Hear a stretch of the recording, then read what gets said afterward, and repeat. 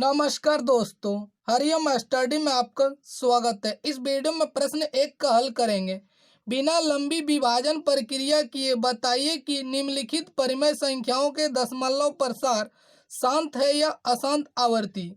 देखिए, इससे पहले परिमेय 1.5 वाला वीडियो अगर आप नहीं देखे हैं तो हमारे चैनल के प्ले लिस्ट पर जाके देख लें, ताकि इसको समझने में आपको कोई दिक्कत नहीं होगा। तो देखिए, इसको हल करते हैं। देखिए, पहला भाग में दिया हुआ है।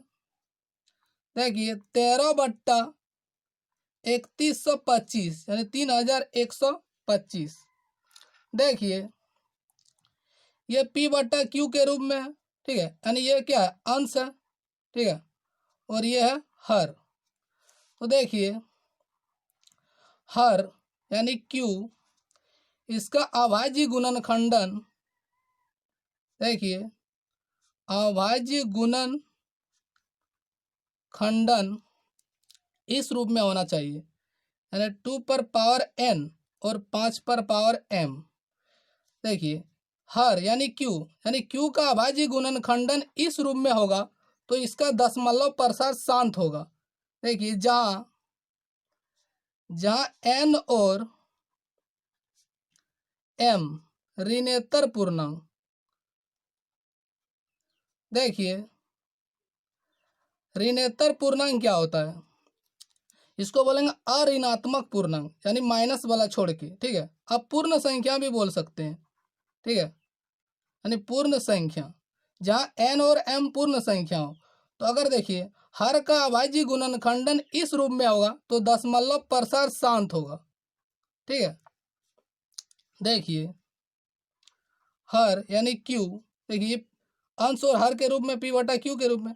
तो देखिए, अगर हर इस रूप में नहीं होगा, ठीक है, यानी हर इस रूप में अगर नहीं होगा तो इसका दशमलव प्रसार शांत अशांत आवर्ती होगा, ठीक है, अशांत आवर्ती, या आप अनुसानी आवर्ती भी बोल सकते हैं, ठीक है। अशांत को अनुसानी आवर्ती भी बोलते हैं, ठीक है।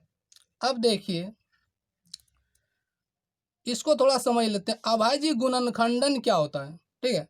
देखिए, एक संख्या ले लेते हैं 12, इसका गुणनखंडन करेंगे 2 गुना 6।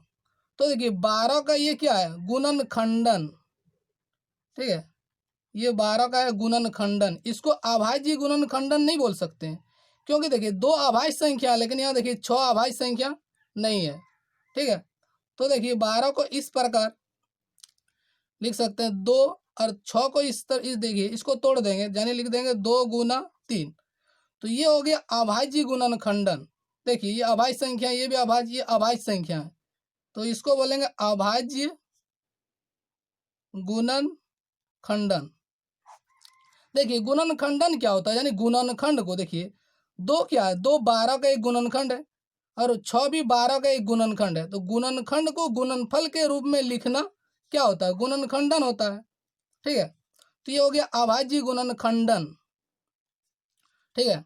देखिए, जैसे 5 का गुणनखंडन करेंगे तो 5 गुना 1, तो ये क्या है, गुणनखंडन, ठीक है। इसको अभाज्य गुणनखंडन नहीं बोल सकते, क्योंकि देखिए 5 अभाज्य संख्या, लेकिन एक अभाज्य संख्या नहीं है। तो देखिए, 5 का अभाज्य गुणनखंडन इस रूप में होगा, यानी 5, देखिए इसको इस प्रकार लिख सकते हैं। देखिए, कोई भी संख्या पर पावर अगर शून्य रहेगा तो 1 उसका मान होता है, ठीक है। कोई भी संख्या पर पावर अगर शून्य होगा, यानी पूर्ण संख्या है, यानी शून्य होगा तो उसका मान 1 होता है। तो देखिए, ये 1 के साथ गुना होगा, तो इसमें देखिए 5 गुना 1 यानी 5 ही होगा, कोई फर्क नहीं पड़ेगा। तो 5 का देखिए, 5 एक अभाज्य संख्या है, इसलिए इसका अभाज्य गुणनखंडन इस रूप में होगा, ठीक है। इसको बोलेंगे अभाज्य गुणनखंडन, अभाज्य गुणनखंडन, ठीक है। तो आपको ये समझ में आया होगा। देखिए, अगर आपको ये वीडियो अच्छा लग रहा है तो प्लीज़ लाइक कर दें, और आपने अभी तक हमारे चैनल को सब्सक्राइब नहीं किया तो सब्सक्राइब कर लें, ठीक है। अब देखिए, अब इसको हल करते हैं। देखिए, ये क्यू का क्या है, अभाज्य गुणनखंडन, क्योंकि 2 और 5 क्या अभाज्य संख्या है, ठीक है। तो देखिए, अब इसको हल करते हैं। देखिए, ये 13/3125। ठीक है, देखिए इसका अभाज्य गुणनखंडन करेंगे, ये अलग पेज में आपको करना है। ठीक है, यानी हर का हर कितना है 3125। देखिए ये 2 से नहीं कटेगा क्योंकि विविधता नियम के बारे में बता चुके हैं। देखिए इकाई अंक शून्य नहीं है, यानी सम संख्या नहीं है। 3 से भी नहीं कटेगा, 5 2 7 1 8 3 11, तो ये देखिए 5 से कट जाएगा। तो देखिए 5 6 ये 30, एक से 5 दूनी 10, 5 5 25, फिर ये 5 1 5 दो, यानी एक इधर आएगा 12, 5 दूनी 10, 5 5 25। देखिए अब ये 25 पंचे 125, यानी 5 दूनी 10, 5 5 25, इसको काटेंगे 5 5 25। तो देखिए 1 2 3 4 5। तो देखिए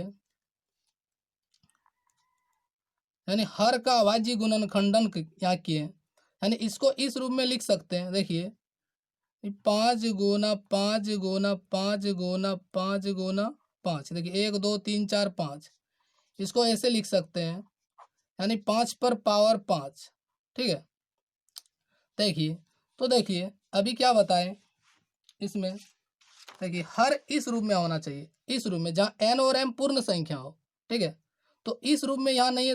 देखिए इस रूप में ये नहीं है, तो देखिए इसको इस रूप में ला सकते हैं, यानी इसको इससे गुना कर देंगे, यानी 1 से गुना करेंगे तो कोई फर्क नहीं पड़ेगा। ठीक है, यानी ये क्या है, शून्य। शून्य पूर्ण संख्या है, जहाँ देखिए n और m पूर्ण संख्या है। इसको ऐसे भी लिख सकते हैं, इसको इधर कर देंगे। ठीक है, इसको इधर करेंगे तो उससे कोई दिक्कत नहीं है। ठीक है, तो इस प्रकार लिख दिए। तो देखिए ये इस रूप में आ रहा है। ठीक है, इसलिए इसका दशमलव प्रसार कैसा होगा, शांत होगा। तो यहाँ लिखेंगे चूंकि यहाँ हर, यानी ये क्या है, ये अंश, ये हर का अभाज्य गुणन खंडन 2n यानी पावर n और 5 पर पावर m के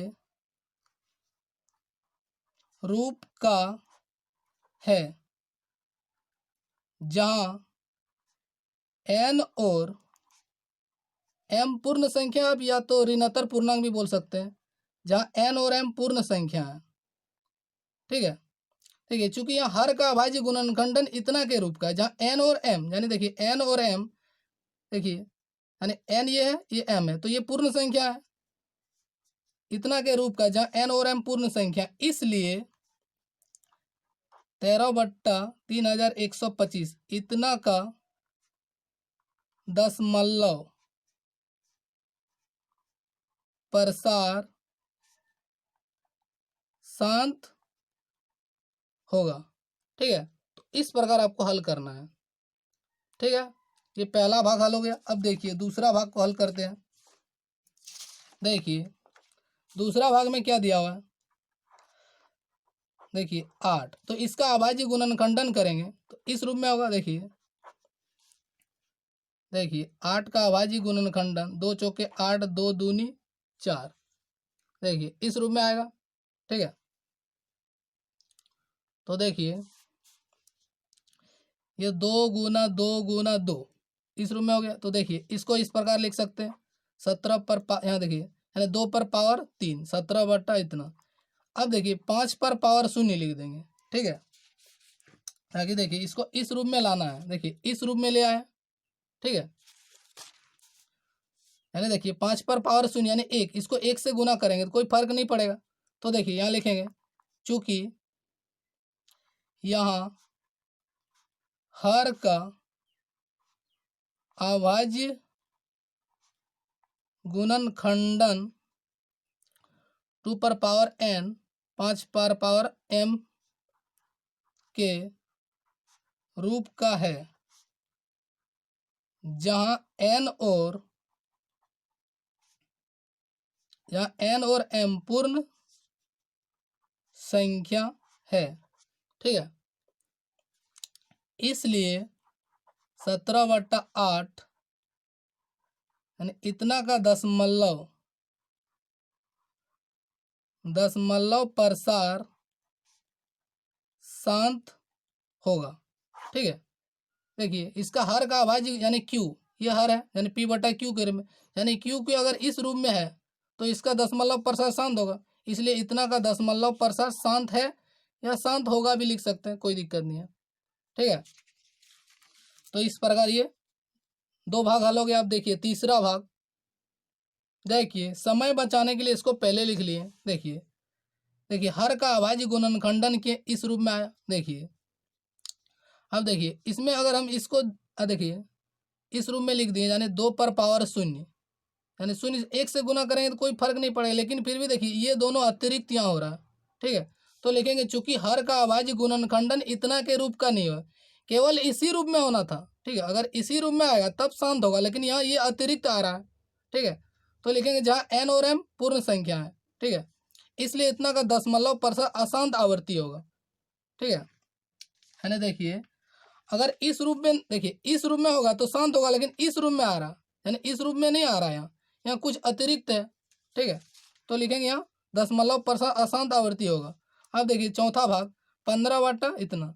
देखिए और दूसरी शर्त इसमें याद रखना, ये पी क्यू सहभाज्य पूर्णांक होना चाहिए। ठीक है, देखिए सहभाज्य पूर्णांक है, यानी उभयनिष्ठ गुणनखंड केवल एक होगा।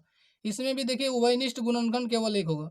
देखिए इसका भी अभाज्य गुणनखंडन किए तो देखिए इस प्रकार होगा, यानी इस देखिए 2 पर पावर 6 और 5 पर पावर 2। ये भी देखिए चूंकि हर का अभाज्य गुणनखंडन इतना के रूप का है जहाँ एन और एम पूर्ण संख्या, इसलिए इतना का दशमलव प्रसार शांत होगा। ठीक है, अब देखिए देखिए पांचवा भाग, देखिए यहाँ हर का अभाज्य गुणनखंडन इतना के रूप का नहीं है। आप बोलेंगे यहाँ भी तो लिख सकते हैं, वैसे देखिए आप सोचेंगे ऐसे यहाँ भी तो लिख सकते हैं, ऐसे हम ऐसे लिख देंगे, लेकिन फिर भी ये अतिरिक्त आ रहा है ना, तो नहीं होगा। इस रूप में केवल इसी रूप में होना चाहिए, क्योंकि हर का अभाज्य गुणनखंडन इतना के रूप का नहीं है जहाँ एन एम पूर्ण संख्या, इसलिए इतना का दशमलव प्रसार अशांत आवर्ती होगा। ठीक है, अब देखिए छठा भाग, देखिए यहाँ देखिए यहाँ हर देखिए ये अभाज्य गुणनखंडन के रूप में पहले से है, तो लेकिन चूंकि हर इतना के रूप का है, ठीक है, जहाँ एन एम पूर्ण संख्या है, इसलिए इतना का दशमलव प्रसार शांत होगा। तो इस प्रकार आपको लिख देना। ठीक है, अब देखिए सातवां भाग, देखिए यहाँ भी चूंकि यहाँ हर इतना के रूप का नहीं है। ठीक है, यानी ये 5 देखिए 7 ये अतिरिक्त आ रहा है। ठीक है, जहाँ एन एम ऋणोत्तर पूर्णांक, देखिए ऋणोत्तर पूर्णांक लिखे या पूर्ण संख्या लिखे एक ही बात है। ठीक है, यानी ऋणोत्तर पूर्णांक क्या होता है, पूर्ण संख्या ही होता है। जैसे धनात्मक पूर्णांक क्या होता है, धनात्मक पूर्णांक हो गया प्राकृत संख्या, तो इतना का दशमलव प्रसार अशांत आवर्ती होगा। ठीक है, देखिए अब देखिए यहाँ कितना दिया है 6/15, तो ये सहअभाज्य पूर्णांक नहीं है, यानी सहअभाज्य नहीं है, तो देखिए इसको काट दिए। ठीक है, 2 तिया 5 तिया, तो इस प्रकार देखिए इस देखिए 5 का अभाज्य गुणनखंडन ये हो गया, इस रूप में लिख सकते हैं, इसको इधर लिख दिए, इसको उधर, उससे कोई दिक्कत नहीं है, यानी 5 पर पावर यहाँ 1 है। ठीक है, तो चूंकि हर का अभाज्य गुणनखंडन इतना के रूप का है जहाँ एन और एम ऋणोत्तर पूर्णांक है, इसलिए इतना का दशमलव प्रसार शांत होगा। ठीक है, अब देखिए 8वां 9वां भाग, देखिए ये 35/50 है, ये भी देखिए सहअभाज्य संख्या नहीं है, इसको काट दिए, इस रूप में लाए। अब देखिए इस सहअभाज्य हो गया, पी और क्यू सहअभाज्य हो गया। अब इसका अभाज्य गुणनखंडन किया तो इस प्रकार हुआ। ठीक है, यहाँ हर का अभाज्य गुणनखंडन इतना के रूप का है जहाँ एन और एम पूर्ण संख्या है, इसलिए इतना का दशमलव प्रसार शांत होगा। ठीक है, अब देखिए 10वां भाग, ये भी देखिए 77/210, ये भी कट जाएगा 11 से और 30 से, तो इसको देखिए सहअभाज्य संख्या के रूप में पहले लिखें, यानी इन दोनों का देखिए उभयनिष्ठ गुणनखंड केवल एक है। अब इसका अभाज्य गुणनखंडन किए तो इसमें देखिए 3 ये अतिरिक्त आ रहा है। ठीक है, तो देखिए 3 यहाँ अतिरिक्त आ रहा है, लेकिन यहाँ देखिए यहाँ अतिरिक्त नहीं आ रहा था, इसलिए इसका दशमलव प्रसार शांत है। लेकिन यहाँ देखिए चूंकि यहाँ हर का अभाज्य गुणनखंडन इतना के रूप का नहीं है, केवल इसी रूप में होना था, लेकिन यहाँ अतिरिक्त आ रहा है ना, तो इतना के रूप का नहीं है जहाँ एन और एम पूर्ण संख्या है। ठीक है, इसलिए 11/30 अर्थात, अर्थात का मतलब यानी, या इसका मतलब यानी इतना, यानी इतना का दशमलव प्रसार अशांत आवर्ती होगा। ठीक है, इस प्रकार लिखना है, या आप अनवसानी आवर्ती भी लिख सकते हैं। देखिए अशांत को अनवसानी भी बोलते हैं। ठीक है, ठीक है, वीडियो अंत करते हैं। अगर वीडियो आपको अच्छा लगा तो लाइक करें, कमेंट करें, और आपने अभी तक हमारे चैनल को सब्सक्राइब नहीं किया तो प्लीज़ सब्सक्राइब कर लें।